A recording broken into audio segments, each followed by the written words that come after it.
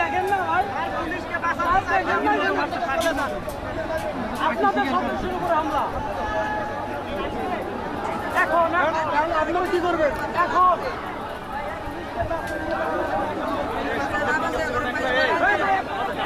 ওরা দেশকে ধ্বংস করে দিতে স্যার, ওরা এই দেশকে ধ্বংস করে দিতে।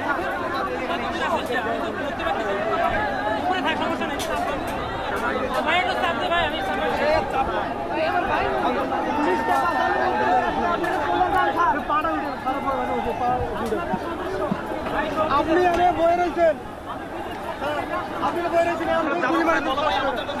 জায়গা চাইলে আমাদের কোনো জায়গাতে আমরা যাবো কি? আমাদের নেমে যান না, নেমে যান স্যার, নেমে যান।